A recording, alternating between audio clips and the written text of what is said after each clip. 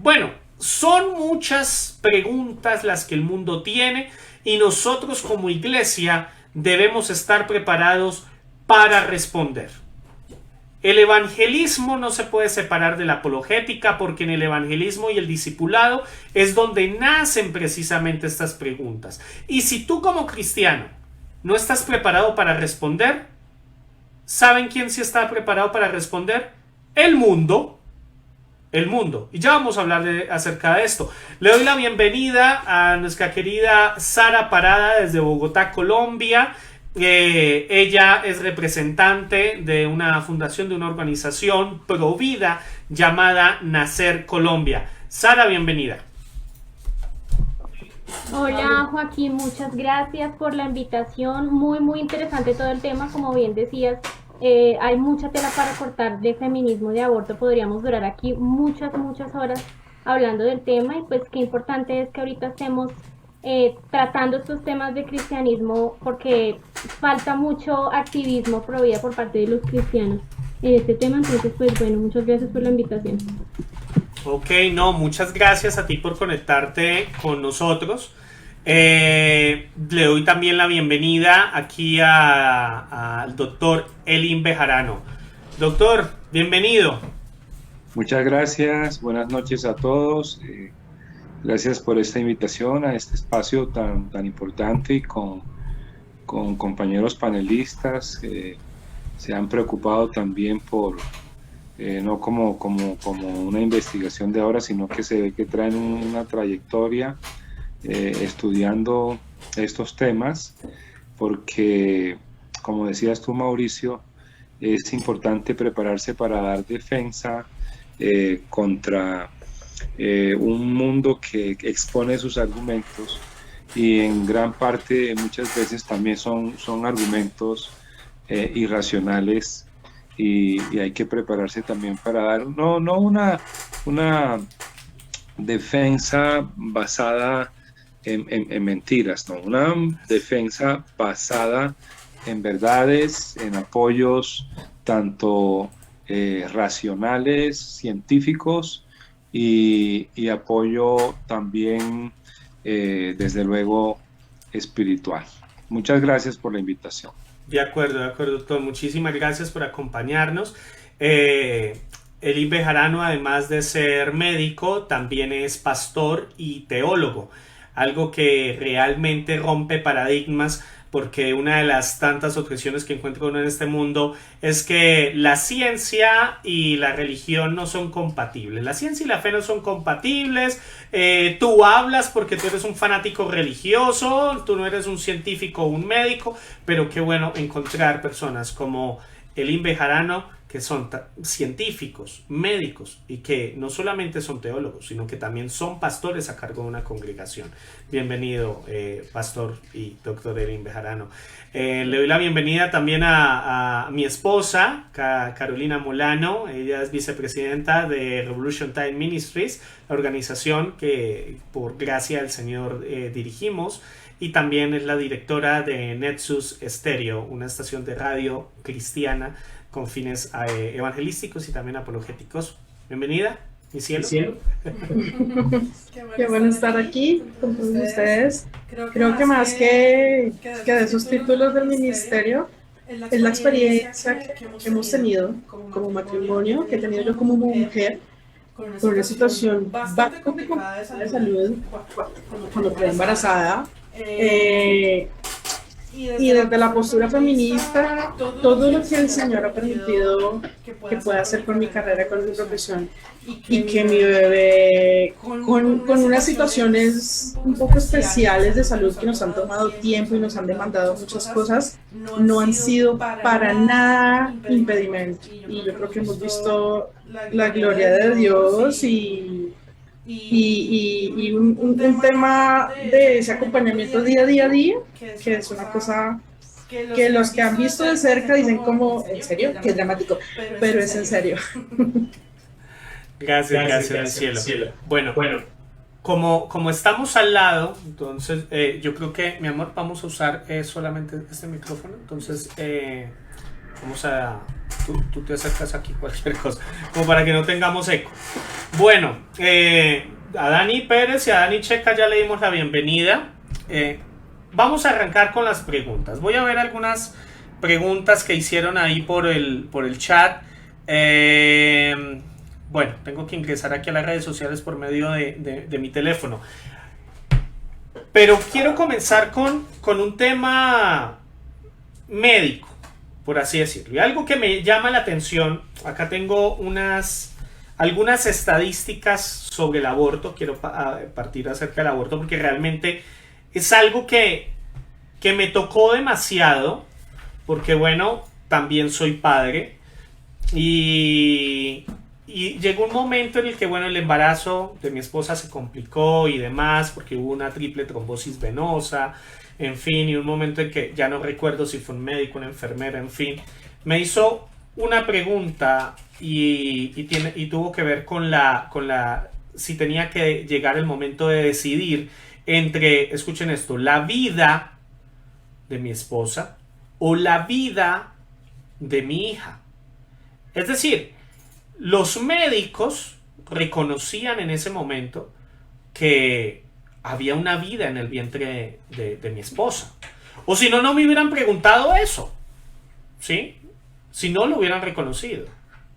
Pero hay unas estadísticas que realmente me alarman, unas estadísticas sobre el aborto, que casualmente reúne el doctor Miguel Núñez, que también es médico, también es pastor de República Dominicana, y dice lo siguiente: se considera que en el mundo se practican alrededor de 40 a 50 millones de abortos por año.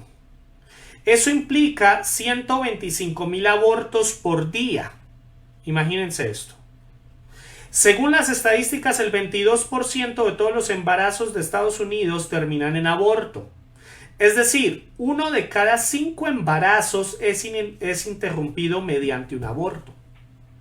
De esos abortos, el 90% ocurre durante las primeras 12 semanas, es decir, los primeros 3 meses de embarazo.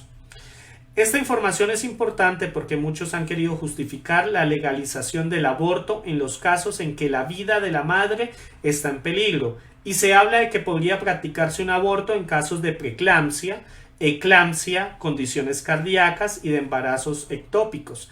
Sin embargo, en el tiempo en que se efectúan la gran mayoría de los abortos, que son en las primeras 12 semanas, no ocurren casos de eclampsia o de preeclampsia, ya que estas son condiciones típicas de la segunda mitad de gestación, 5º mes en adelante, de acuerdo con las mejores fuentes de obstetricia y ginecología. Realmente, a medida que uno va escuchando médicos y especialistas sobre el tema, uno dice, no hay justificación como tal para el aborto, ¿sí? Porque estamos hablando de una vida. Y yo tengo acá una pregunta que yo creo que me podría responder el doctor Elín Bejarano, y es, ¿cómo se le llama hablemos de este ser? ¿Cómo se le llama a este ser que está en el vientre de una madre? ¿Se le llama feto? ¿Se le llama cigoto? ¿Se le llama bebé? ¿Se le llama niño? Es decir, ¿en qué momento podemos decir que realmente esto es una vida? ¿A partir de qué mes o a partir de qué momento podemos decir que hay ya una vida en el vientre de una mujer?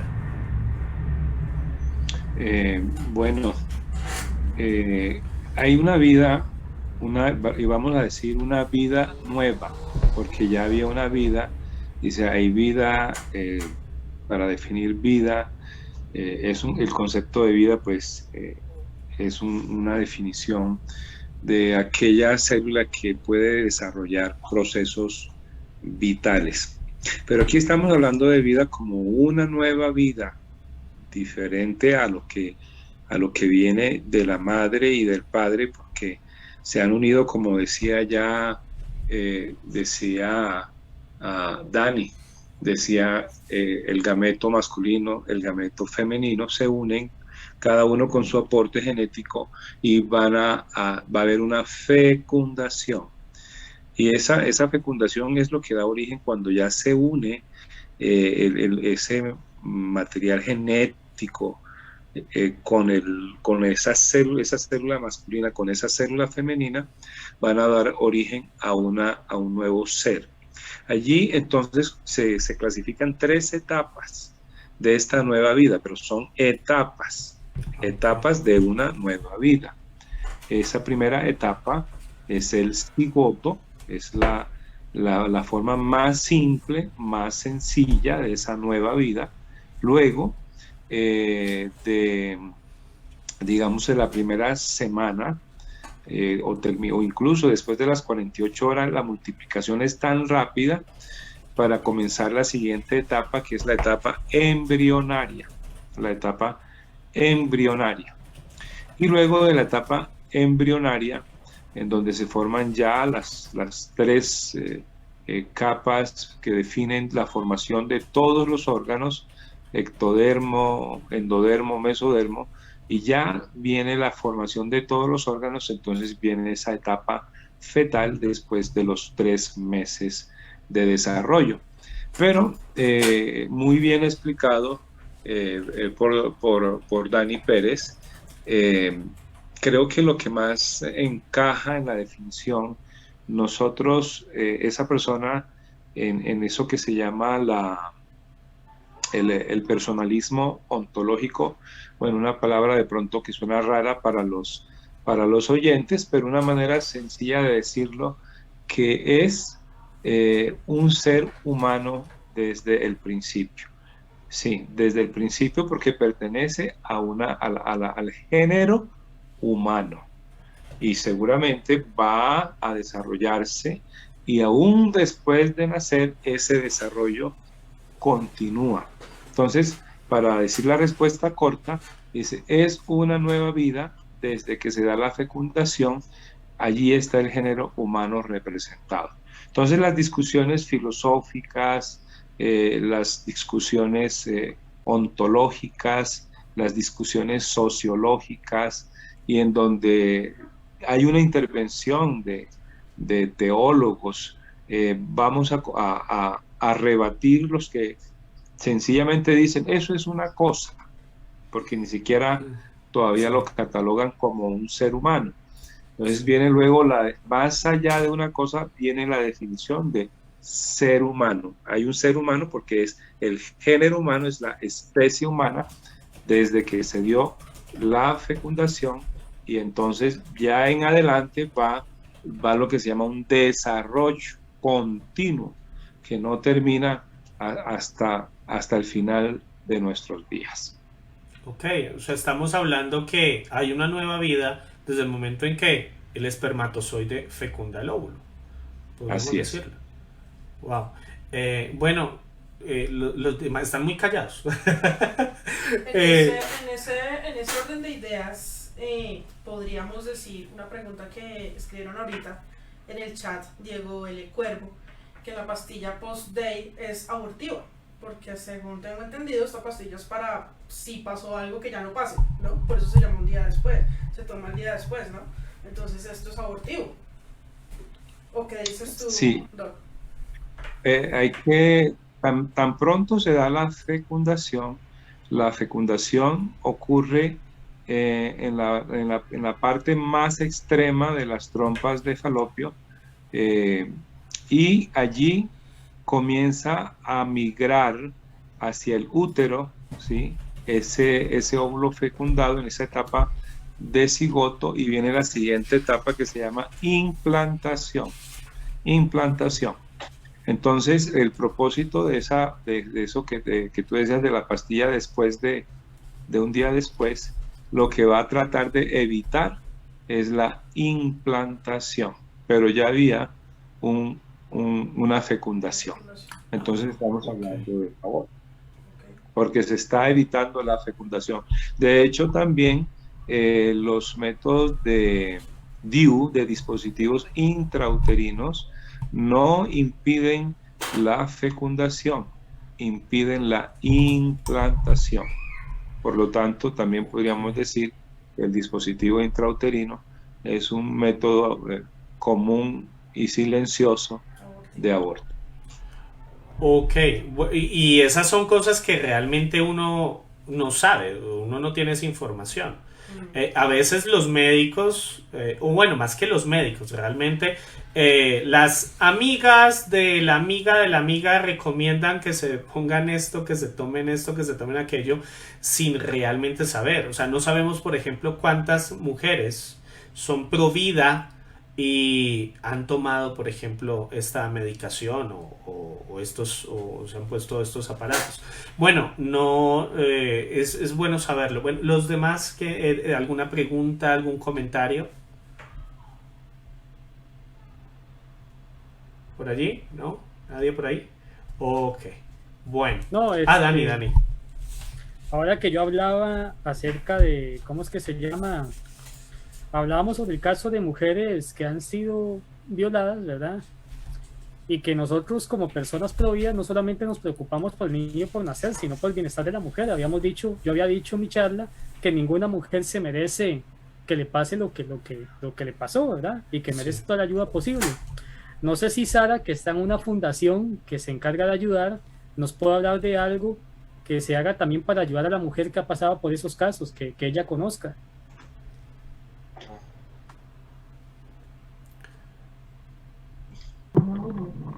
Pues en el caso de lo que nosotros hacemos en la fundación es que siempre tratamos de brindarle a las mujeres como más opciones. Es que muchas veces, por ejemplo, escuché últimamente que Ucrania es uno de los lugares donde hay más altas tasas de aborto y se le suele decir a las mujeres que hay un embarazo en riesgo o que el feto viene con malformaciones, esto con el fin de aumentar el tráfico de órganos de bebés.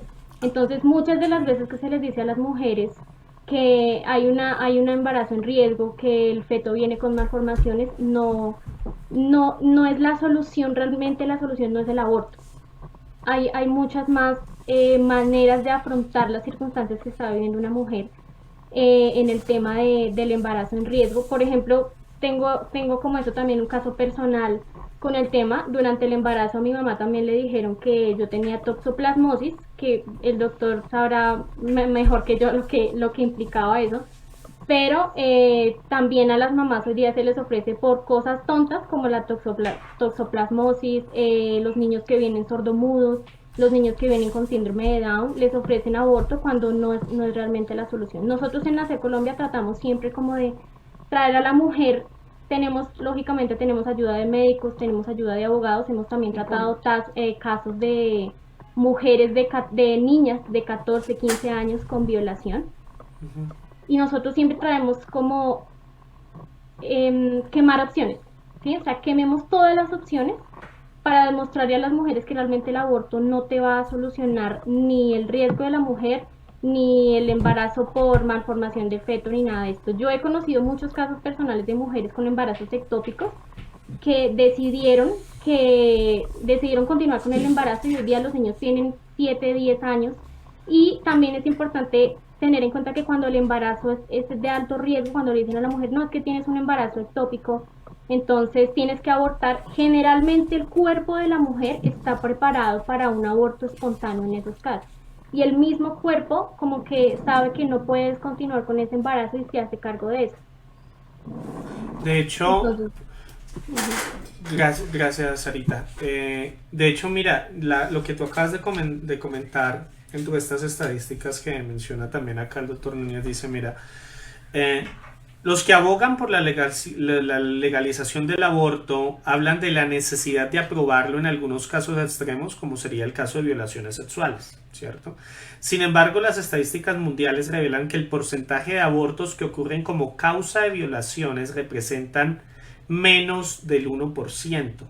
Además, aprobar el aborto en esos casos abriría la puerta para que cualquier mujer que tenga un embarazo no planificado pueda alegar que ese embarazo es fruto de una violación sexual para así poder justificar la práctica del aborto, ¿no? Pero casualmente, como lo decía, y algo que me llamó la atención de lo que decía Dani, es que las personas que celebran, por ejemplo, el Día del Síndrome de Down, que celebran que el Día de los Niños, que los derechos de los niños y todo esto, son los que más están luchando por la legalización del aborto. Por ejemplo, cuando uno mira la Convención Americana de los Derechos Humanos, ellos ¿qué es lo que establecen? Ellos dicen, toda persona tiene derecho a que se respete su vida y ese derecho debe ser respetado desde el momento de la concepción. Eso dice la Convención Americana de Derechos Humanos. Pero, lógicamente, esta Convención Americana de Derechos Humanos son los que más están a favor de la legalización del aborto, ¿sí? Entonces es como diríamos por ahí en redes sociales, en fin, la hipocresía, ¿no? Alguien pregunta por acá, y yo creo que Sara también nos puede responder eso, y es ¿a dónde recomiendan pedir asesoría a tantas jovencitas que quieren consejo y ayuda? Porque quizás una de esas niñas nos está viendo en estos momentos. Bueno, hay muchísimas fundaciones en Colombia que se encargan de brindar asesoría a las mujeres. De hecho, 40 días por la vida y Unidos por la Vida tienen algo que se llama el viñedo de Raquel, que se encargan de hacer terapia a mujeres que tienen un trauma por aborto. Entonces, nosotros no solamente, desde las fundaciones que tenemos en Colombia, no solamente tratamos el tema del embarazo durante el embarazo, sino también trabajamos mucho con mujeres que han pasado por un aborto. Está la Fundación Pro Mujer, está también Nacer Colombia. Ustedes pueden acudir a 40 días por la vida, Unidos por la Vida, que son como los más sonados, pero realmente hay muchísimas fundaciones. También pueden acudir a las iglesias cristianas. Las iglesias cristianas hacen parte de los que más acciones hacen para mujeres con embarazo en alto riesgo, que les financia digamos, su etapa de embarazo, las financian, les hacen el tema de todo el baby shower y todo esto, acompañamiento psicológico cuando las mujeres han pasado por aborto, por violación. O sea, yo siempre voy a decir que el primer y el mejor lugar para acudir va a ser una iglesia. Desde mi punto de vista también como hija de pastores lo puedo decir, hemos trabajado con este tema de mujeres con embarazos y hay muchas más opciones donde están ayudando. Aparte, el Estado también tiene aquí sus funciones, que tiene que brindarle a la mujer mejores ayudas y mejor apoyo en el tema del embarazo. Es que al gobierno le sale más barato el aborto y por eso es lo que promueven. No te promueven las soluciones, no te promueven los beneficios, los subsidios que les dan a las mujeres madres cabeza de familia, los mercados y todo esto, sino te promueven el aborto porque al Estado le sale mucho más económico el aborto que tener que sostener a una mujer con embarazos de riesgo. Gracias, Sarita. Aquí le hago una pregunta a Elin Bejarano, pero esta es como pastor. ¿Tú crees que la iglesia está preparada para atender estos casos? O más bien, porque obviamente es una pregunta muy generalizada, ¿sí? ¿Cómo podría prepararse o en qué debería prepararse la iglesia? ¿O qué le recomendarías tú a la iglesia, a los pastores y líderes que, por ejemplo, en estos momentos nos pueden estar viendo? ¿Cómo podían estar preparados para atender esta clase de situaciones? Como para que si llega una jovencita necesitada de ayuda, que llegue a una iglesia y de pronto la iglesia, no sé, la termine juzgando, le cierre las puertas, o porque conocí de hecho un caso particular ahora que lo recuerdo de una amiga, que ella dijo que en embarazo, pero me siento un poco juzgada al ir a la iglesia, al congregarme en el ministerio de jóvenes, entonces mejor me voy de la iglesia. ¿Sí? Gracias a Dios, pues bueno, se fue a la iglesia, desde luego, pero aquellos hermanos en la fe no la dejaron sola y le siguieron dando acompañamiento. Pero ¿tú qué opinas de esto, pastor? Bueno, es una gran pregunta, pero yo creo que la respuesta, bueno, la primero que preguntaste es si la iglesia estaba preparada para eso. Sí. Y es una pregunta lógicamente muy general porque la iglesia también es heterogénea. La iglesia también puede hablarse de un nivel de madurez y las iglesias los unos debemos aprender de los otros Y todos deberíamos estar preparados, sobre todo cuando los temas son crecientes y se hacen ya comunes, ¿no? Por ejemplo, en el caso de la drogadicción, ¿sí? No todas las iglesias están preparadas para eso. Y uno reconoce que debe apoyarse en aquellos ministerios que están más desarrollados en un área. Debe haber una humildad para reconocer cuándo necesitamos ayuda. Y ya mirando específicamente el tema como el que contabas, una persona como una joven como esa no debe ser marginada, debe ser apoyada, porque no debemos caer en esa cascada de errores, ¿sí? Y en esa cascada de errores pierde la niña, pierde el bebé, pierde la familia, pierde la iglesia, y es una oportunidad para restaurar la vida de esa joven, ¿sí? Y de paso también rescatar y apoyar la vida de un bebé que no ha nacido todavía. Y allí, de hecho, que ya ese es un movimiento bastante grande que se está promoviendo en las iglesias, la adopción, ¿sí? La adopción es una actitud espiritual, es una actitud misericordiosa, es una actitud piadosa en donde se puede perfectamente rescatar y restaurar la vida ya que hablaríamos de una familia, una mamá, un niño. Aquí entran varias personas en acción y aquí se va a ver reflejado el amor de Dios. Así que lo que yo recomiendo en este caso es el apoyo desde no solamente ministerial del Ministerio de Jóvenes, sino ya desde desde la misma parte pastoral, que entre en acción para dedicarle toda la atención a personas que sufren, a mujeres que sufren esta situación. Claro. Y es que de hecho una de las cosas que nos enseñó aquí Dani Checa, es que Jesús siempre estuvo preocupado por las mujeres, ¿sí? Siempre se tacha de la Biblia machista. Siempre se habla de que Jesús vivió en un mundo machista. Y de hecho, el mundo era machista, Jesús no. Y Jesús siempre, fue tan importante la mujer, de hecho, para Jesús, que la doctrina fundamental de la fe cristiana, la cual es la resurrección, que si Jesús no resucitó entre los muertos, vana es nuestra fe. ¿A quién se le reveló primero? Mujeres. ¿Sí? Y es algo que a veces la gente no piensa. Entonces ese es un llamado a que, porque la Biblia nos llama a que nosotros seamos como Cristo, ¿cierto?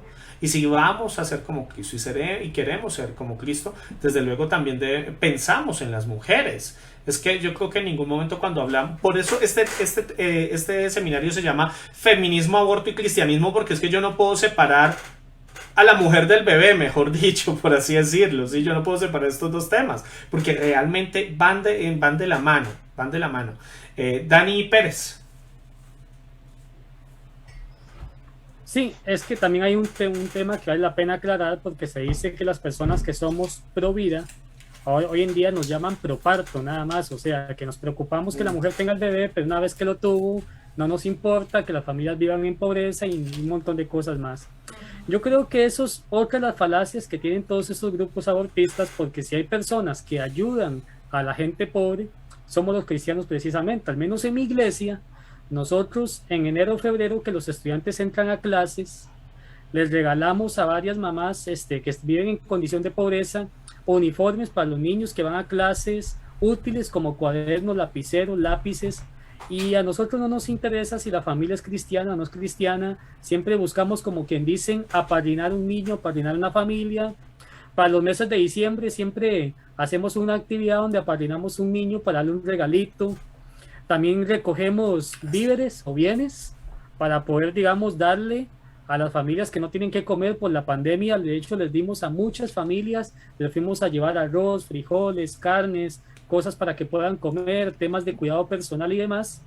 Entonces, eso de que los cristianos no hacemos nada es mentira. Y eso que estamos ahorita contando solamente las iglesias cristianas. Por otro lado, aquí en Costa Rica hay una iniciativa de la Iglesia Católica que se llama Asociación Obras del Espíritu Santo. Solamente ellos alimentan a 75,000 niños al año. Wow. Y nosotros los cristianos, bueno, los cristianos evangélicos mucho más, ¿verdad? También, o sea, nosotros, tanto nosotros como ellos, hacemos también mucho por la sociedad y no solamente somos pro vida, en el aspecto en que ellos lo dicen, sino que también nos preocupamos por las familias pobres. Esa es una diferencia, algo que marca diferencia con respecto a los grupos abortistas, que ellos en vez de ayudar a las familias pobres, lo que proponen es matar al no nacido, mostrando una falsa compasión, ¿verdad? No sé si yo creo que Sara iba a decir algo, también levantó la mano. Sí, ahora que hablas de las famosas frases de las feministas contra los que somos pro vida, que en su mayoría somos creyentes, una de los nombres que más nos suelen dar también es antiderechos. Irónicamente nos llaman antiderechos por defender el derecho más importante que existe de los humanos, que es el derecho a la vida. Y también hay una frase que escuchamos mucho y es saquen sus rosarios de nuestros ovarios. Y hay una parte muy importante dentro de la historia del feminismo que fue previo al inicio de la primera ola, que es la unión de mujeres cristianas por la templanza.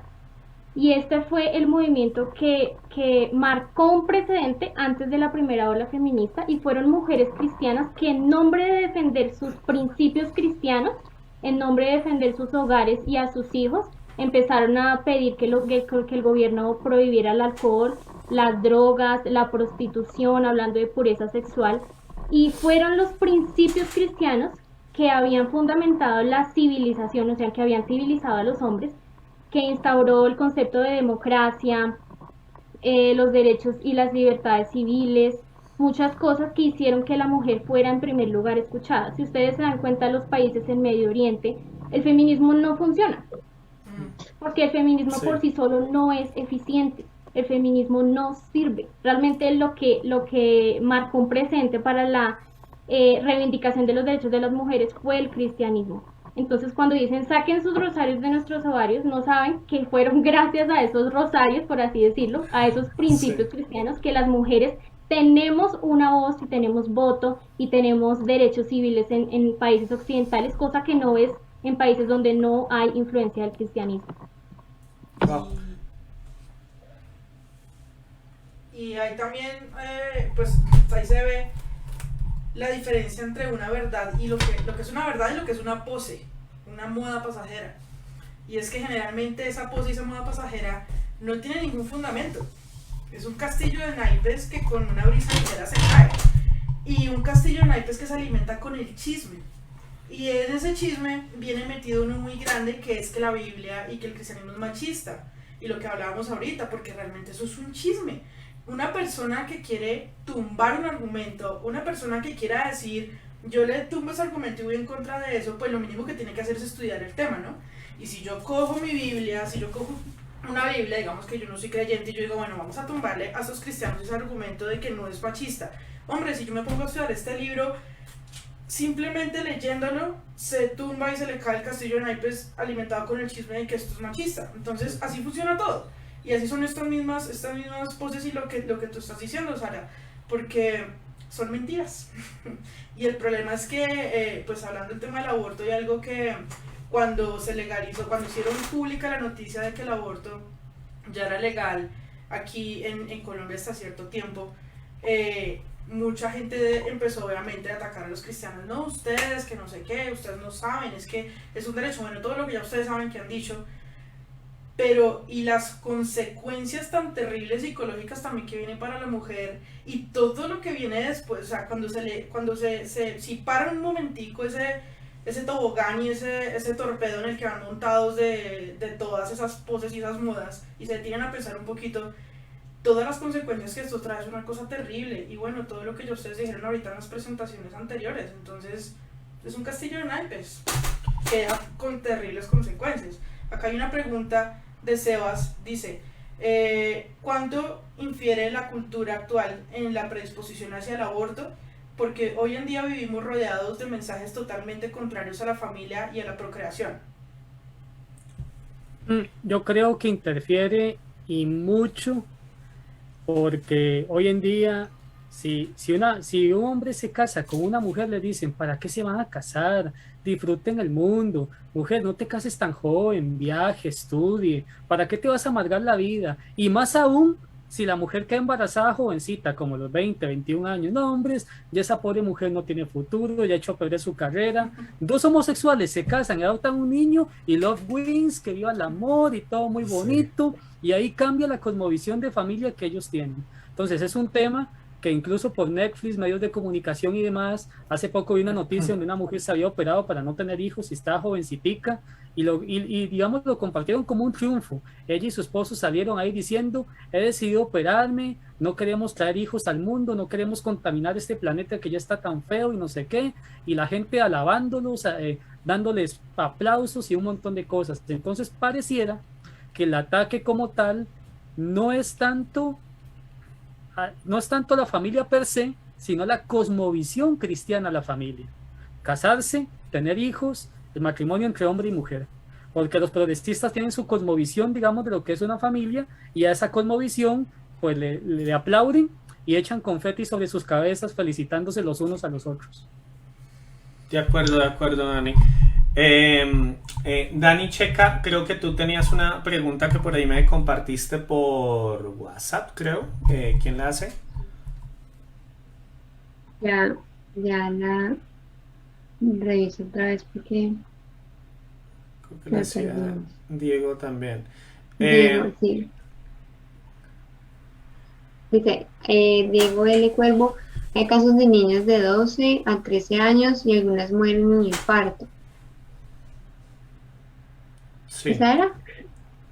O sea, no. Ok. Si quieres, miremosla bien. No, la otra. Otra que era más larga, sobre el apóstol Pablo, ¿esa? Creo que es esa. La leo. Dice, el apóstol Pablo se le tacha mucho de machista por sus versículos donde habla de que la mujer calle en la iglesia, que si tiene alguna duda le pregunte a su esposo, que él no permite que la mujer enseñe al hombre, porque el hombre fue creado primero. ¿Realmente podemos decir que el apóstol Pablo era machista? ¿O cuál era la intención cultural para el momento en el que estaba viviendo y a la gente? Creo que eso era de los de Corinto. Ok. Hay un tema, si me permiten comienzo. Nosotros no podemos leer versículos aislados del capítulo, no podemos leer los capítulos aislados del libro, ni el libro aislado de toda la Biblia, ¿sí? Nosotros, como diría Charles Spurgeon, no podemos sacar textos de contexto para hacer un pretexto, ¿sí? Y hoy en día, eso es lo que se hace, y eso es lo que encontramos en el mundo, incluso aún en la iglesia cristiana, versos sacados de contexto. Ese pasaje lo encontramos en Primera de Timoteo, capítulo 2, versículo 11 al 12, donde te dice que las mujeres deben aprender en silencio y sumisión. Yo no les permito a las mujeres que enseñen a los hombres ni que tengan autoridad sobre ellos, sino que escuchen en silencio. Y uno saca este versículo y dice, ok, lo pongo en una pancarta y digo, ven, la Biblia es machista, ven, el apóstol Pablo es machista. La mayoría del Nuevo Testamento fue escrito por el apóstol Pablo, por lo tanto el Nuevo Testamento es machista. Esta carta es dirigida al apóstol Pablo a su sobrino Timoteo, el cual vivía en Éfeso. Cuando nosotros analizamos el contexto histórico-cultural de la época, vemos que Éfeso era reconocida por el culto a Artemisa. Artemisa como tal tenía, Artemisa de los Efesios, le sonará conocido, tenía a cargo no sacerdotes, sino sacerdotisas. Sacerdotisas que tenían un liderazgo político y social. Esto tiene que ver mucho con lo que Sebas estaba preguntando acerca de la influencia, porque realmente no hay nada nuevo bajo el sol. La influencia cultural actual, que tiene desde luego su trascendencia y su influencia, valga la redundancia, también el contexto cultural de la época del apóstol Pablo y Timoteo también tenía su influencia.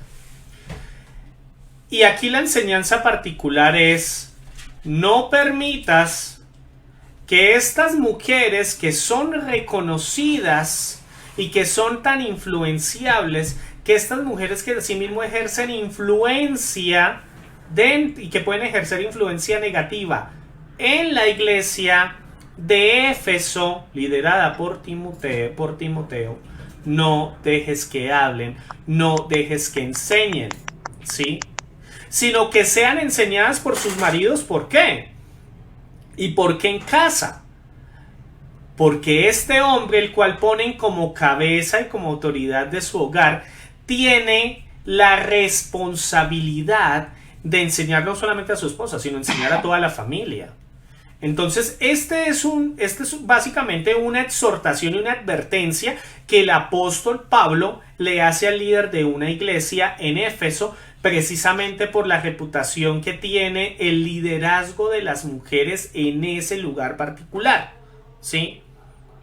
Al ver a Milkelsel, que es es una mujer erudita en todos estos temas de historia, de hecho ella menciona lo siguiente: había también cientos de héteras, como eran llamadas las sacerdotisas, las más educadas de las mujeres griegas, que eran acompañantes regulares y a menudo parejas sexuales extramaritales de los hombres de la clase alta. Posiblemente algunas de estas mujeres se habían convertido y llevaban a la iglesia su atuendo caro y sugerente, ya que las héteras eran respetadas maestras de hombres en Grecia. A muchas se les nombra en la literatura griega. Era muy probable que llegaran a ser maestras en la iglesia, una vez que formaban parte de ellas, ¿sí? Entonces, esto tiene que ver con el contexto cultural como tal, histórico de la época. Ahora, ¿cuál es la aplicación que podemos traer a nuestro siglo XXI de la enseñanza de Pablo? ¿Realmente Pablo era machista? No. Porque nosotros en otros versículos de la Biblia, casualmente, vemos que él elogia la labor de muchas mujeres. Y elogia la enseñanza de estas mujeres. Les doy algunos ejemplos. Cuando nosotros vemos, por ejemplo, Pablo, en la iglesia de Filipo, menciona a dos mujeres, Evodia y Síntique, que eran sus colaboradores. Y de ellas dicen que trabajaron junto a Clemente y mis demás colaboradores, cuyos nombres están escritos en el libro de la vida. El apóstol Pablo, de hecho, te habla de Junia, que fueron quienes estuvieron encarcelados fue una de las mujeres que estuvieron encarceladas con el apóstol Pablo, y elogia la enseñanza que ellas daban. Habla de diaconisas también. Habla también de maestras de la palabra. Es decir, nosotros vemos a lo largo de toda la escritura, casualmente el Nuevo Testamento, cómo Pablo exhorta, cómo Pablo reprende, pero también cómo Pablo elogia la labor de ciertas mujeres. Por ejemplo, en la misma familia de Timoteo, por ejemplo, ¿sí? No sé si alguien más tenga algo para decir sobre este punto en particular. Yo quería, pues, adicional a lo que estaba diciendo, y pues señalando, es muy importante, bueno, tal vez no me escuchen, es muy importante entender, como dice Joaco, que la Biblia es una unidad. Y si entendemos que Pablo efectivamente habla de manera muy positiva de muchas mujeres, y por ejemplo, por dar solamente un ejemplo, en el caso de Febe, que como dice Joaquín, Pablo habla de diaconisas, el hecho de que Febe la mencionaba como diáconos o prostatis en el griego, habla de que Febe era una persona que tenía liderazgo en la iglesia, que estaba en una posición importante y que hacía parte, de alguna manera residía en un lugar importante en la iglesia. Entonces vemos el ejemplo de muchas mujeres que lideran en la iglesia, que son líderes y enseñan en la iglesia. Y por otro lado tenemos versículos que de alguna manera nos pueden llegar a sonar o a chirriar, porque este versículo, esta palabra, y es como dice Joaquín. es sacar los versículos de su contexto. Entonces siempre, y quería como tal vez concluir con eso, siempre que lean el Nuevo Testamento, siempre que lean el Antiguo Testamento, pregúntense a qué se refiere en su contexto, ¿sí? Porque como decía Joaquín, es una moda actualmente usar cualquier versículo como una promesa, usar cualquier versículo como tu palabra rema, y cualquier versículo no funciona de esa manera, porque así mismo como nosotros los cristianos en nuestro templo usamos cualquier versículo, así cualquier persona que no sea cristiana, que coja la Biblia por primera vez, coja un versículo, te lo muestre y tú digas, porque no estás acostumbrado a entender la Biblia en un contexto y estudiarla en un contexto. Entonces, quería aportar eso. Gracias, Dani. Gracias, Dani. Bueno, nos quedan unos cuantos minutos. Vamos con preguntas de las redes sociales. Diana González pregunta, sí, yo creo que esta es una pregunta dirigida al pastor Elín Bejarano. Si una adolescente de 18 años decide realizarse la ligadura de trompas porque no quiere ser mamá, ¿qué posición debe tomar la familia del adolescente cuando la familia es cristiana, pero la adolescente es atea?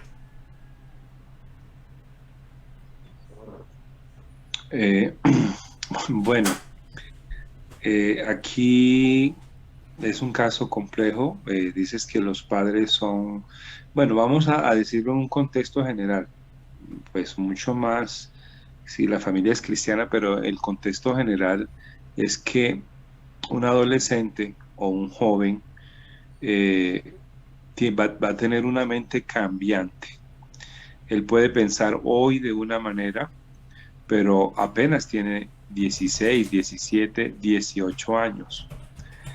Y es muy probable que cuando tenga 25 o 30 vaya a pensar diferente.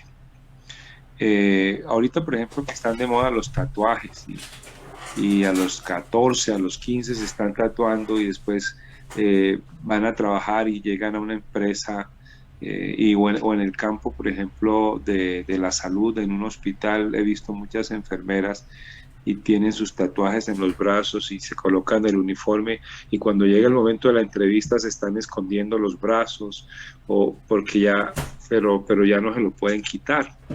Entonces ellas se dan cuenta de que hicieron mal, que no, y yo les he preguntado y me dicen, no, yo tenía 14 años cuando me hice ese tatuaje, y piensas, sí, de pronto ya ahorita no me lo hubiera hecho. Entonces, si eso es un tatuaje, mucho más una ligadura de trompas que tiene un impacto. Sí, ya se hace microcirugía y se restaura, pero eso es muy difícil restaurar las trompas. Entonces, lo que hay que tratar de decirle a estos jóvenes, si es que se les puede convencer de que es una decisión muy temprana. Ahora, el médico, el ginecólogo que le llega un paciente debe tener también una responsabilidad muy grande, y él también debe hablar con ese joven, con esa joven, para que no tome una decisión, porque los ginecólogos se ven con esto común y corriente, en el día a día, en el diario.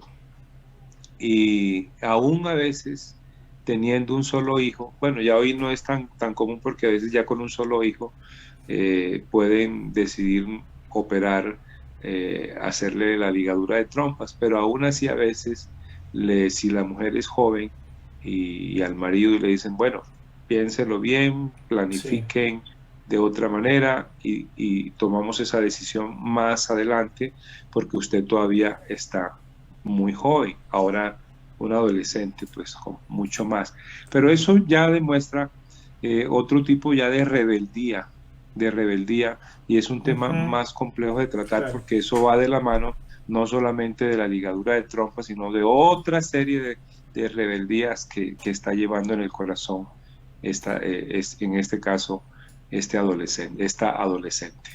Bueno, sobre la ligadura de trompas, pues aquí hacen una pregunta basada en lo que tú has dicho. Yo diría que no, pero aún así voy a hacer la pregunta. Gloria Esperanza dice, ¿la ligadura de trompas entraría entre el método abortivo? No, no es un método abortivo porque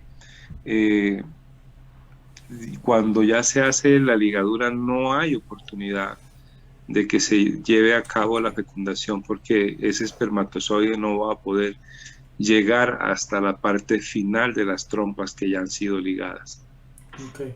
Bueno, Diego Cuervo está muy inquieto con sus preguntas, pero me encanta que hagan estas preguntas, sobre todo aprovechando que tenemos acá un médico. Y él pregunta, entonces si la post-day es abortiva, ¿cómo se puede planificar? Y yo creo que esta pregunta incluso puede ser más grande, ¿sí? ¿Qué opinas sobre el tema de la planificación? ¿A favor, en contra, se debe planificar, no se debe planificar, es bíblico, no es bíblico? Es una pregunta interesante porque sí, ustedes le preguntan a un menonita, a un menonita le va a decir que no está bien, ¿cierto? Que hay que tener los hijos que Dios les dé. Multiplicados. Sí. Pero yo creo que existen métodos que tienen su riesgo, pero pues tienen una gran efectividad y no son abortivos, como los preservativos, ¿verdad? Que sería que he visto por encuesta que es el método que más utilizan las parejas cristianas, los matrimonios cristianos. Sí, ya después, de acuerdo a la edad, de acuerdo al tiempo, entonces ya cuando tuvieron el número de hijos, se practicó el pomeroy, que es la ligadura. Y ya existen otros métodos que son como más riesgosos, pero que cuando digamos que la mujer tiene unos ciclos regulares, ¿sí? Regulares, ya conocen los días en que no es fecunda y los días en que sí es fecunda. Y entonces si una mujer tiene ciclos regulares, podría practicar ese método que tradicionalmente llama método del ritmo o complementado con el uso de preservativos. Okay. Pero yo de pronto quería decir pues algo que de pronto no, pero sí es como un mensaje que quiero dejar, porque yo sé que ahorita terminamos dentro de poco y se relaciona con una pregunta que ya hicieron. El impacto de despenalizar y de avanzar en la aceptación del aborto tiene un impacto muy grande en la sociedad, porque en la medida en que se aprueban medidas como el aborto, como la eugenesia y todas estas mecanismos que todas finalmente actúan contra la vida, el valor que se le está dando a la vida socialmente se reduce, y cuando se minimiza el valor que se da a la vida, se avanza en todos los mecanismos de muerte, en todos, absolutamente en todos. En una sociedad que no valora la vida, se está autoliquidando, porque no se da cuenta que cuando estas cosas se dan y se disminuye el valor de la vida, entonces los niños y los jóvenes pierden el sentido de la vida, y cuando se pierde el sentido de la vida, entonces aumentan también los suicidios y se pierde toda la motivación para vivir. Y todo esto es una cascada. Entonces, por lo tanto, aquí que hay mucho auditorio de personas creyentes, debe haber una capacitación, debe haber oración, y se debe orar mucho por los médicos, porque son los que toman también las decisiones ahora en los hospitales. Y cuando las cortes le dan licencia para que sigan adelante, es más fácil que... Esto lo he visto de cerca porque me ha tocado participar en juntas. Entonces, en esas juntas se invita a un especialista de la enfermedad que tenga la mujer embarazada. Si es de los pulmones, a un neumólogo; si es del corazón, a un cardiólogo; si es de los riñones, a un nefrólogo, pero también invitan a un bioeticista, a un bioético, a veces invitan al gerente o director médico del hospital y básicamente son las personas. Y a veces hay, bueno, y a un ginecólogo. Entonces, me he dado cuenta que en esas juntas en las que a veces me ha tocado participar, a veces el que habla más duro o el que se cree que sabe más, toma decisiones que no son racionales, ni ellos, de todas estas cosas que hoy se han hablado, pocón. Y el valor de la vida está totalmente reducido.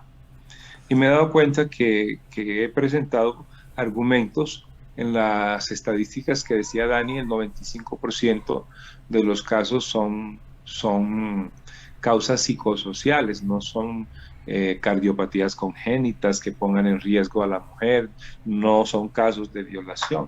El último de una mujer venezolana que sencillamente no quería tener al niño porque el marido pues se había ido. Entonces, ¿para qué lo iba a tener? Y yo le decía, porque estaban aplicando al principio del derecho o los derechos de la mujer. Y yo allí les dije, no, ¿cómo se les ocurre? Eso es prácticamente dije, es lo más, ustedes son profesionales.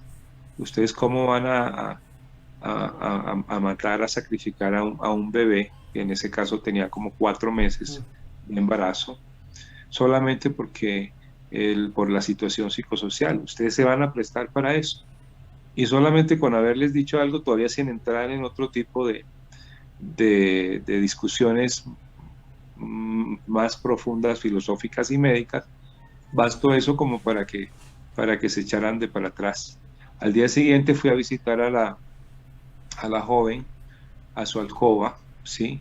Y a escucharla como mujer, sus situaciones, aconsejarla, y comenzó a cambiar ya su manera de pensar.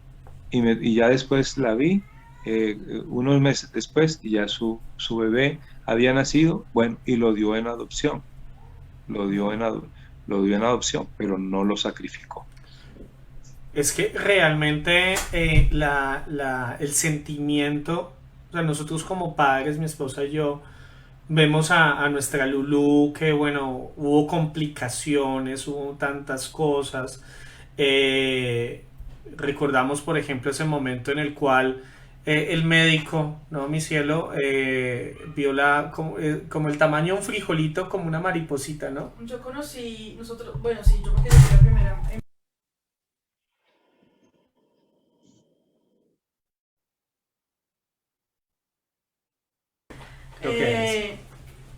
La primera ecografía fue cuando tuve 2 meses y se hizo de emergencia para mirar si estaba vivo el bebé, porque sufrí una trombosis. Entonces, eso duele demasiado. Yo digo que esa ha sido la cosa que más me ha dolido en toda esta vida, esa trombosis, más que me he roto huesos, me he accidentado, me ha pasado de todo, incluido el parto y todos sus adornos, que las señoras que han tenido bebés saben que eso también duele. Esa trombosis fue una cosa demasiado dolorosa, pero en esos 5 segundos en los que una doctora me dijo, y ella me lo dijo así tal cual: si ves esa mariposita que tiene el tamaño de un frijolito, es tu bebé, está vivo. Un doctor dijo eso. Y en ese momento, durante 5 segundos, miren, les prometo que a mí no me dolió nada. Yo me quería, mejor dicho, no morir, pero me quería, no sé, es un dolor insoportable. O sea, yo en las zonas donde me dio la trombosis, yo no podía sentarme ni acostarme ni hacer nada. O sea, yo quería flotar, era un dolor insoportable. Sí. Y en ese momento dije, no, o sea, señor, esto no va a ser de muerte, yo sé que esto no va a ser de muerte, y no fue nada fácil. Yo estuve casi todo mi embarazo, allá estuve hospitalizada 15 días, estuve en silla de ruedas, estuve en muletas, después como una ancianita con bastón, y cuando por fin iba ya como a caminar solita, sin bastón ni nada, pues se vino Lucía y tocaba inducir el parto porque la placenta no le estaba aportando lo suficiente. O sea, fue un embarazo muy difícil, porque tras de que hubo todo el tema de la trombosis, yo le tengo pánico a las inyecciones, y pues el medicamento era enoxaparina 2 veces al día en la barriga. Eso era como yo, señor, ¿por qué? O sea, era como lo que más detestaba yo y lo que más me da miedo, porque eso me da físico pavor, pues ahí está, el doctor que me inyectaba era aquí, don Joaquín Mauricio, que se volvió un duro poniendo inyecciones. Aprendió, sí, y entonces siempre era una noticia mala, o sea, hablamos con nuestros amigos y fue súper agobiante porque siempre que íbamos al hospital era una noticia mala, una noticia mala, una noticia mala. Las dos últimas fueron que tocaban inducir el parto porque la placenta no le estaba aportando y venía con pie equinovaro, que es una condición, vienen con un piecito torcido. No ha sido nada fácil, pero ha sido lo mejor de la vida. Y ha sido así. Y durante todo el embarazo y después de eso, porque no hasta hace mucho, un señor doctor, porque estaba afanado, porque eso fue lo que percibí, dijo que mi hija tenía microcefalia y retraso mental. Así, solamente cuando nos vio entrar al consultorio. Y yo dije, ok, mi Dios lo bendiga. Me dio mucho mal genio, pero pues no le dije nada malo, sino le dije, ok, no, yo sé que eso no es cierto, con su permiso, chaito. Y Ana Lucía es un milagro en muchos sentidos, no solamente en el sentido de que ella esté viva, sino lo que hizo en mí como mujer, lo que ha hecho con nosotros como matrimonio también, en el sentido de cómo potencia las cosas, de cómo se glorifica a Dios, de lo que ha traído a través de ella. Esa frase que hay aquí en Colombia que dicen que los niños vienen con el pan debajo del brazo, es cierto, eso es verdad, nosotros lo hemos visto. Sí ha habido consecuencias, yo tengo un tema médico a raíz de muchas cosas que han pasado y secuelas, pero ¿y qué? Y un día nos preguntábamos con Mao Joaquín, mi esposo, decíamos, bueno, porque Lucía no habla todavía, hasta ahora está soltando la lengüita y va a cumplir 4 años. Y por eso fue que este doctor dijo que ya tenía microcefalia y retraso mental, y mejor dicho que se iba a morir el siguiente día. Y él le han dicho muchas cosas terribles de porque finalmente fue cesárea y me dijeron que era probable que mi hija no sobreviviera. Entonces, pero que por el tipo de trombosis tenían que hacerme el Pomeroy, porque volver a quedar embarazada era muy peligroso, porque por el tipo de trombosis podía pues ya simplemente dar un trombo en el corazón, en el pulmón o en otra parte, y ya como que ahí te voy, señor. Entonces yo dije, no, sí, hagámoslo, porque esto no es de muerte, el Señor no me trajo hasta aquí para que las dos no estemos. Y si hubiera sido así, igual era algo que el Señor tenía también bajo su control. A lo que voy es que un día nos preguntamos, bueno, ¿y si Lucía sí tiene un tema cerebral y tiene un retraso o tiene alguna cosa? ¿Y qué pasa con eso? Entonces por eso ya no la vamos a amar. Entonces por eso ya no es nuestra hija. Y yo creo que... Sí. Señor. No, iba a decir que Dios honra y no deja avergonzados a los que confían en Él. Sí. Y lo cierto es que seguramente Lucía, ¿verdad?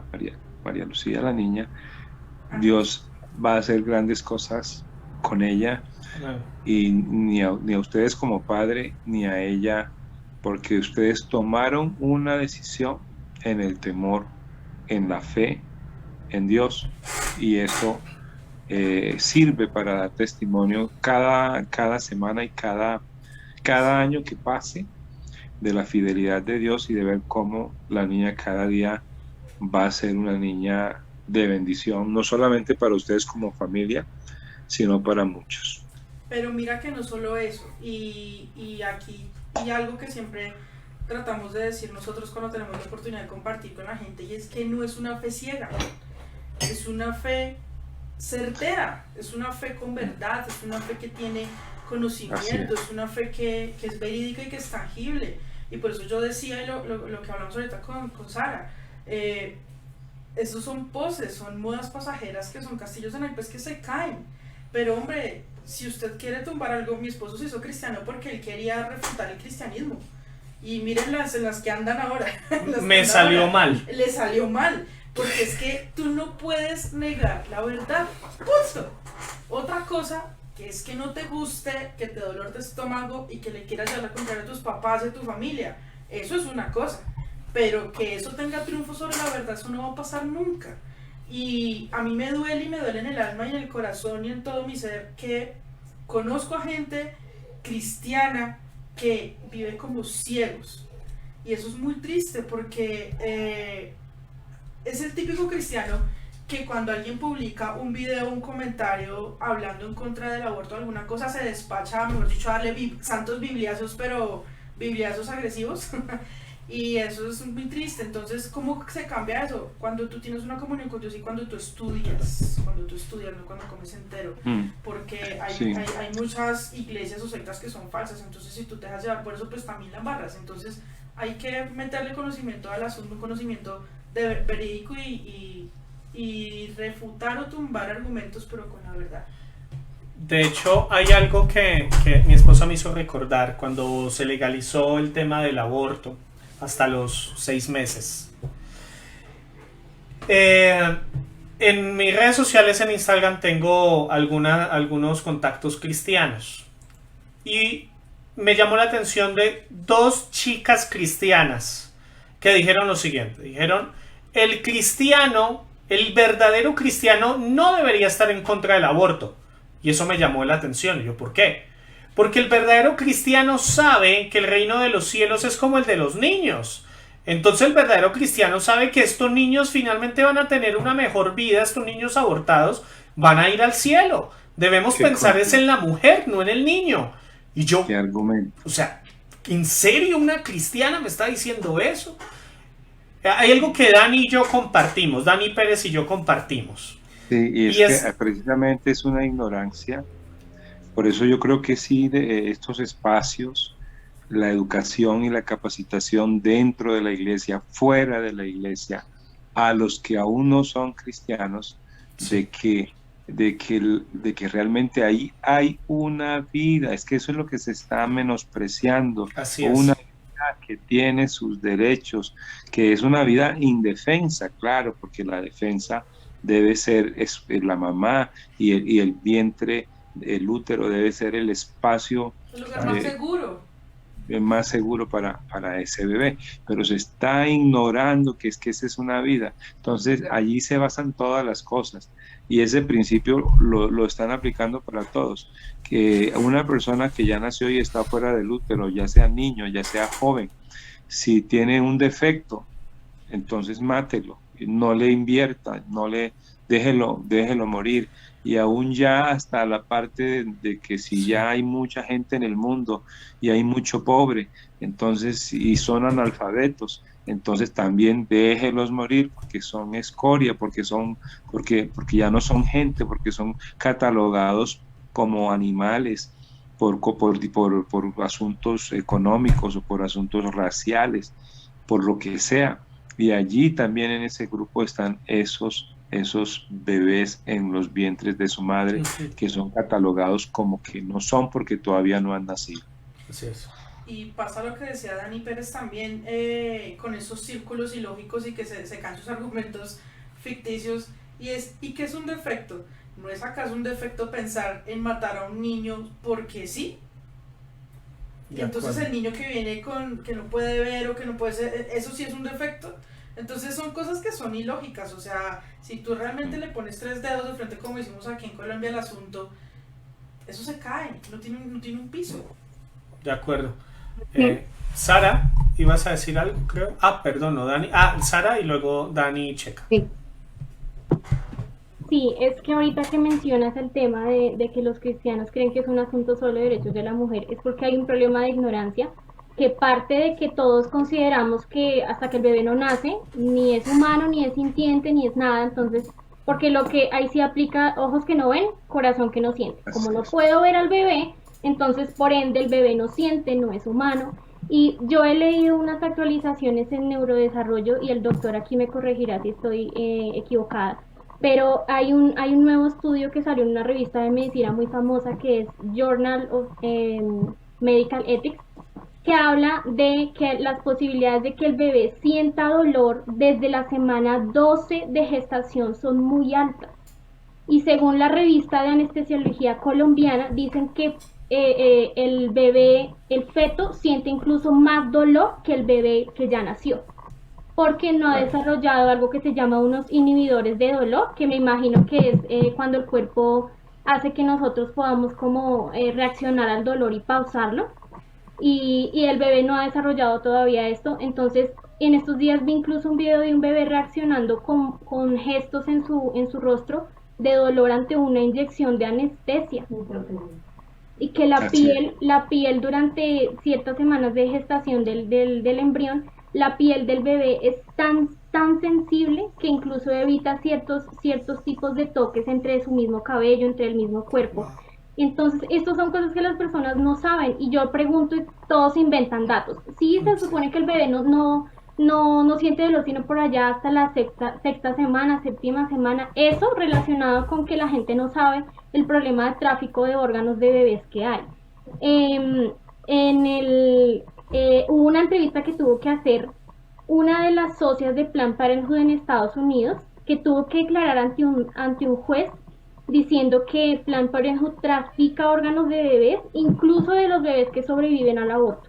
Que cada 2 meses sobrevive un bebé al aborto y estando vivo lo diseccionan para experimentos. Y también para la realización de vacunas. Para realización de vacuna y productos cosméticos. Y ustedes ven el comercial de Salvemos a RAL, de Salvemos a los animales para que no hagan experimentos de ellos con cosméticos. Y esto lo hacen con los bebés vivos. Y esto sucedió también durante la Unión Soviética, que había mucho tráfico de bebés y experimentaban con los bebés hasta 12 horas después de que el bebé nacía. Y lo veían agonizando mientras lo inyectaban, mientras lo ahogaban y muchas cosas. Y las frases de estos médicos era: si vamos a matar a tanta gente, por lo menos que sirvan para algo. No. Si vamos a matar a tantos niños, no te preocupes, ellos no sufrieron en vano, no murieron en vano, porque van a ser útiles para la sociedad y van a sanar muchas enfermedades. Mira, con esto, perdóname Dani Checa, con esto que tú acabas de decir, salió una noticia ayer, casualmente, una advertencia que hace el Centro Estadounidense para la Ley y la Justicia, sus siglas en inglés es ACLJ.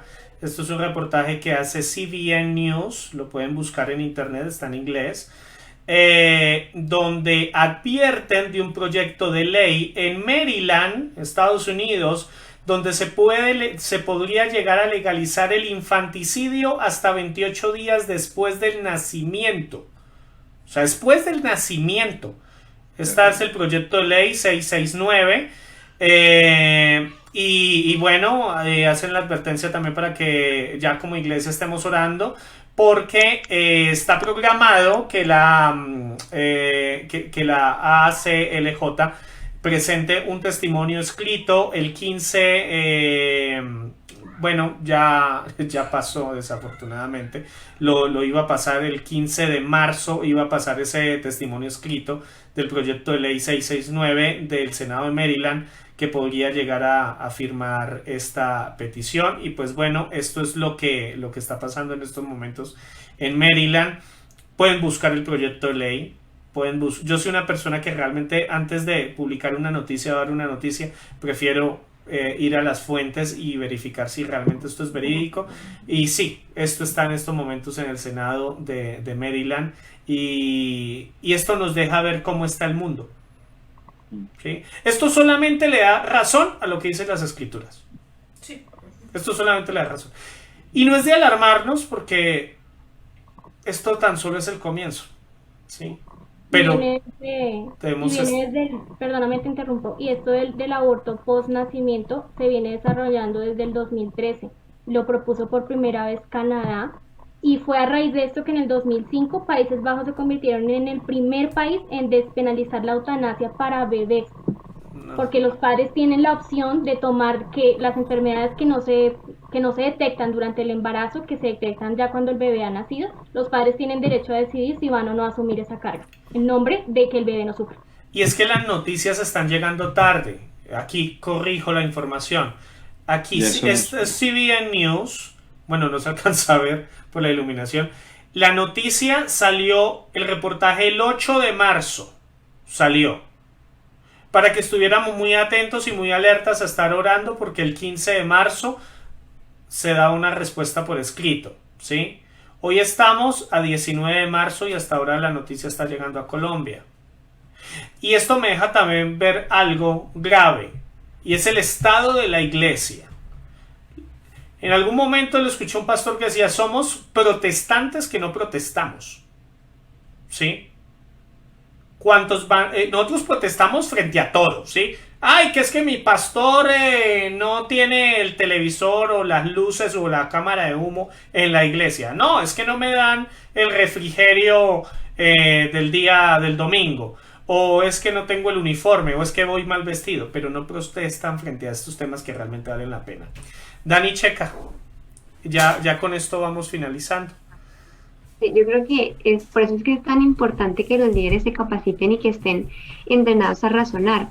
El hecho de que decías ahorita, Joaco, de las niñas que son cristianas y razonaban, bueno, si son pues bebés y al fin y al cabo van a ir a la presencia de Dios, pues entonces matémoslo porque pues al fin y al cabo siguen derecho, no pasan derecho. No se pueden a razonar, no les han enseñado a ponerse a pensar ese tipo de razonamiento, qué implicaciones trae. Así tal cual como lo vimos con la presentación de Dani Pérez, tantos razonamientos que tienen consecuencias completamente nefastas. El hecho de pensar de que porque van a ir al cielo directamente, entonces matemos a todos los bebés, entonces matemos a todas las personas, a todos los adultos que tienen enfermedades como síndrome de Down, porque entonces van a ir directamente al cielo, matemos a todos los cristianos o a los cristianos que nos resultan molestos, porque al fin y al cabo van a ir directamente al cielo. O sea, son pensamientos que son completamente irracionales.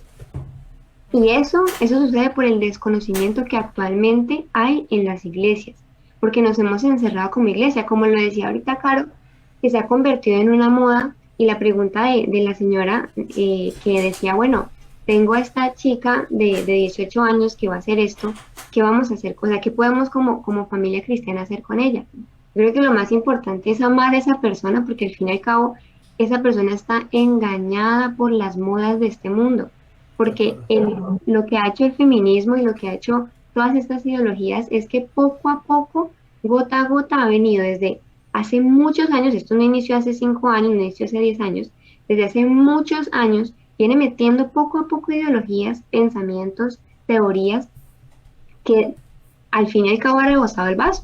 Y hoy en día vemos la consecuencia de todas esas nuevos movimientos, todas esas nuevas teorías que se han convertido actualmente en las jovencitas una moda. Entonces, claro, en el caso, por ejemplo, de esa chica de 18 años, pues ya es mayor de edad. Y como padres, legalmente, actualmente ellos no tienen la potestad de decirle, mira, no puedes hacer eso. Sin embargo, como lo decía el pastor, es intentar nosotros mismos capacitarnos, estar listos, saber, entender el tema, poder desde el amor extender la razón, el pensamiento, una buena lógica, un buen pensamiento, extendérselo a estos jóvenes. Y no solamente desde las familias, que eso es súper importante, que los padres estén capacitados, sino también que las iglesias no se cierren a decir eso es del mundo. Esa es batalla del mundo, esa batalla cultural, eso no nos corresponde, ¿no? Porque es que actualmente ha llegado hasta las iglesias, hasta tal punto que estamos obligados a decir, a quedarnos callados, nos censuran si decimos lo contrario. De acuerdo. De acuerdo. Y bueno, ya llegamos al punto de reflexión. Ya con esto terminamos. Desearíamos... realmente es mucho lo que podemos quedarnos aquí a hablar, pero más bien los exhorto a que cada uno de los que nos está viendo en estos momentos, y nos verán porque esto quedó grabado, a varias cosas. Primero, la verdad no es subjetiva. La verdad es absoluta y trascendente. Una cosa es tu opinión y otra cosa es la verdad. ¿Cuál es la verdad? Que desde el momento en que el espermatozoide fecunda el óvulo, ya hay una nueva vida, como lo decía el doctor Eileen Bejarano. Y esa es una verdad absoluta. ¿Te guste o no te guste? Una cosa es tu opinión, otra cosa es la verdad. Segundo, y este es un llamado a los colombianos, estamos en temporadas de elecciones presidenciales. Fíjate bien por quién votas. Yo no te voy a decir por quién vas a votar, no. Tú vota a conciencia y criterio bíblico. Hay algo en lo que yo creo que Dani Pérez y yo podemos estar de acuerdo, como profesores de RCM Academy. Es que no existe el cristiano progresista. ¿Sí? O eres cristiano o eres progresista. Porque si tú eres de los que dices que eres un cristiano progresista, un cristiano de izquierda, o no has entendido el progresismo o no has entendido el cristianismo. ¿Sí? Una de las dos. Bien. No te estoy diciendo que votes en blanco, no te estoy diciendo que votes por la derecha, no te estoy diciendo que votes por el centro. No. Es necesario obedecer a Dios antes que los hombres. Vota con criterio bíblico. Y este es el momento en que como cristianos podemos protestar. Protestan las urnas. ¿Sí? Y cuando lleguen esos momentos de salir a las calles a protestar ante un proyecto de ley, sal y protesta. Y si no puedes salir a las calles a protestar por X o Y razón, entonces muévete en las redes sociales también. Bien, pero la iglesia necesita estar informada y necesita estar capacitada. Esto no podemos ser cristianos irresponsables, de esos cristianos que dicen, ay, Dios tiene el control de todo. No, pues a mi voto no hace la diferencia. Si yo salgo a la calle o no salgo a la calle, ay, ¿eso qué puede hacer? No tengo tantos seguidores, ¿quién va a ver mis publicaciones? Ay, Dios verá. No, Dios verá, no. Tú tienes una responsabilidad ante Dios y ante la sociedad. Bien, ya palabras finales, doctor Elie Bejarano. Sí, hay una cultura, hay una población, hay un pueblo, y no solamente en Colombia, sino en todo el mundo, que está siendo afectado por doctrinas de error que tienen también su gente que la mueve intencionalmente. Y así que es como decía Mauricio, estamos con esa responsabilidad de educar, de capacitar, de dar a conocer la verdad, y que la gente comprenda que esto no es fanatismo, porque ante los ejemplos que usted cada día se avanza más hacia la brutalidad, hacia la irracionalidad. Yo digo que hay tres niveles éticos. El primer nivel, el más alto, es la ética espiritual, es la ética bíblica, es la ética divina. El segundo nivel es la ética natural o racional, basada en los hechos científicos. Y el último es el nivel de ética brutal, diabólica. Y ya estamos rayando como sociedad en esa ética brutal, en esa ética irracional, en esa ética diabólica. Es decir, estamos en los niveles más bajos. Y los que podemos dar y desarrollar, es que tenemos que prepararnos para dar argumentos contundentes, porque la vida humana es vida desde la fecundación. La vida humana, el ser humano. Y en la perspectiva de Dios, es como cuando Elizabeth y María se abrazaron y el niño saltó en su vientre, desde el vientre. Entonces sabemos que allí hay vida en ese vientre. Hay propósito, hay planes, y hay en esos números que cuando vi esos números que dijo el doctor Miguel Núñez, que publica César Vidal, que están escritos, es atroz, es más que un genocidio. Así es. Entonces, no solamente oremos, sino que eduquemos, que demos a conocer estas cosas y que anunciemos que el que conscientemente, a sabiendas de que se le dice que está matando una vida, es tan digno de cárcel, y bueno, y no va a ser solamente la cárcel humana, porque Dios está viendo todo esto, y esto tendrá un juicio divino, y por eso debemos estar en contra de esto y anunciar la verdad. De acuerdo. Amén, amén. Dani Pérez. Bueno, primero que todo, saludar al pastor Elie Bejarano, un gusto conocerlo y haber podido compartir acá con él un privilegio, un honor haber podido compartir equipo con todos ustedes, de verdad que una bendición estar aquí juntos y definitivamente tenemos que hacer algo. No puede ser que para nosotros todo lo que se haga fuera de las cuatro paredes de la iglesia a nivel eclesiástico es del mundo. Yo creo que como iglesia estamos llamados a ser sal de la tierra y luz del mundo, no sal y luz de la iglesia. Hay cristianos que insisten en ser luz donde hay luz y en ser sal donde hay sal. No tiene chiste, no tiene sentido. Tenemos que ser sal y luz afuera, porque es precisamente en la oscuridad donde resplandece la luz y es precisamente donde hay corrupción donde sobresale la sal. No nos podemos quedar encerrados en las iglesias, tenemos que ser gente de acción, no podemos ser gente nada más de palabras, tenemos que ser gente de hechos. Y este es solamente uno de los tantos temas. Ahí tenemos que hablar, digamos, del tema de las uniones homosexuales, matrimonio gay, ideología de género, Estado laico y todos los atropellos. De hecho, un día de esto estaba caminando por un parque aquí en Costa Rica y se para un hermano con un parlante grande y un micrófono a predicar. Y cuando él estaba predicando acerca de que entréguele en su vida a Jesucristo, porque si no se van a ir al infierno, lo estaba diciendo así seco, así como es, ¿verdad? Lo que va a pasar si una persona no se entrega a Cristo y muere hoy. Llegaron unos policías municipales y lo detuvieron, le dijeron que no podía seguir haciendo lo que estaba haciendo, porque tiene que pedir permiso a la municipalidad para poder hablar en público esto en un parque.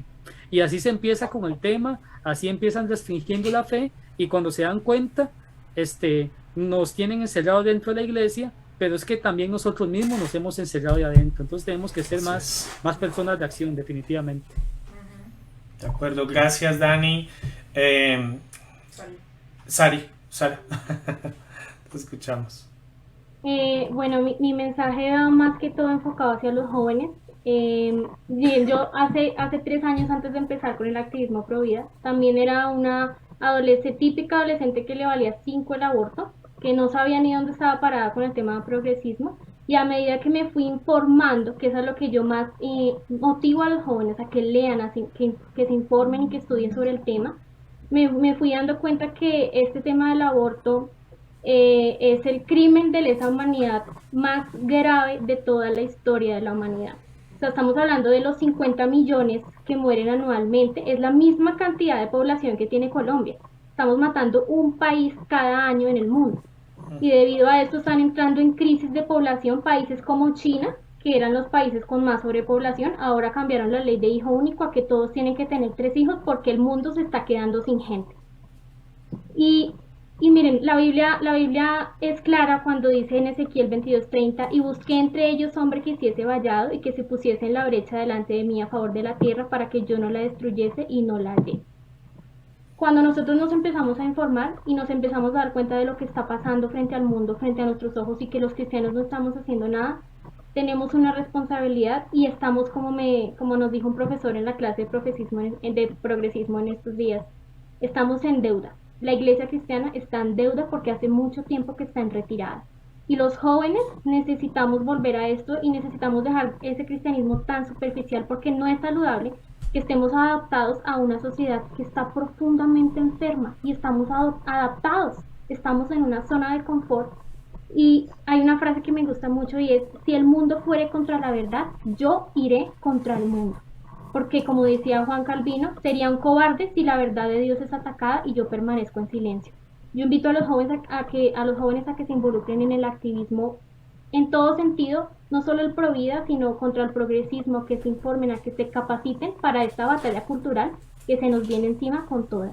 Y estar preparados, porque no somos libres para hacer lo que a nosotros nos plazca, sino estamos aquí para hacer lo que es bueno delante de Dios. Así que si ustedes no tienen en sus iglesias un movimiento pro vida o no hay activismo pro vida, créenlo ustedes, pero que no nos quedemos callados. Ese es mi motivo, mi mensaje principal.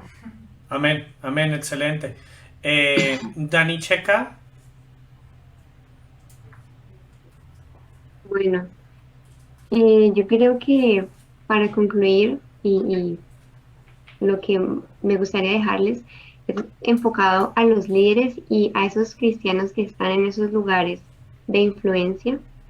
Yo actualmente deseo y tengo, obviamente, bajo la autoridad de mi iglesia, de mis líderes, de mis directores, estamos pensando en una manera de empezar a capacitar a los jóvenes. empezar a capacitar a los líderes especialmente. Entonces, ¿cuál es mi invitación? Que los líderes no crean que seguimos en las mismas, porque el tiempo ha cambiado, los tiempos han cambiado, y todo esto que estamos viviendo ha ido avanzando, y el progresismo y las ideologías de género y el feminismo no se quedan atrás. Ellos no se dejan de modernizar, al contrario, ellos están en la vanguardia.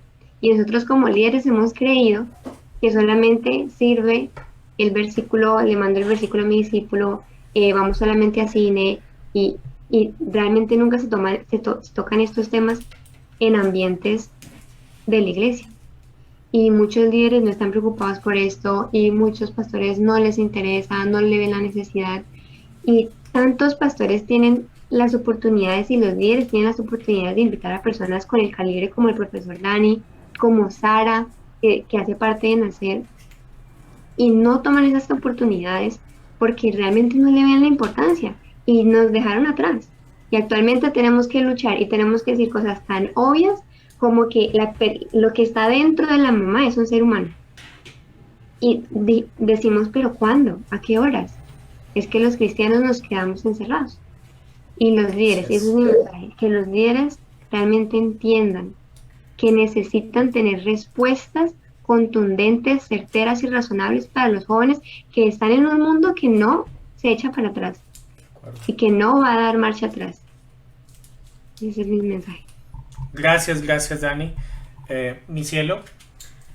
Bueno, pues yo tengo aquí varias cosas que creo que es algo que muchos de mis amigos dirán, siempre dice lo mismo, pero es que sí, es algo que tengo como muy presente, y es uno, el discipulado, lo que decía Dani, el discipulado no puede ser un club social de cada 8 días, y eso se ve muchísimo. Tú le preguntas a un joven hoy en día sobre el Apocalipsis y no tiene ni idea. Ellos llegan hasta la parte de las promesas y de ahí para adelante eso es la Biblia del pastor que sabe mucho, mía no. Entonces, tiene que haber discipulado, no club social. Hay que ser radicales con la verdad. Obviamente no radical de lo que les dije de coger a bibliazos a todo el mundo, pero la verdad no se negocia. Si tú no sabes de un tema, di por el mismo respeto a esa persona que te esté diciendo algo, en este momento no puedo hablar contigo de eso porque no estoy lo suficientemente enterado.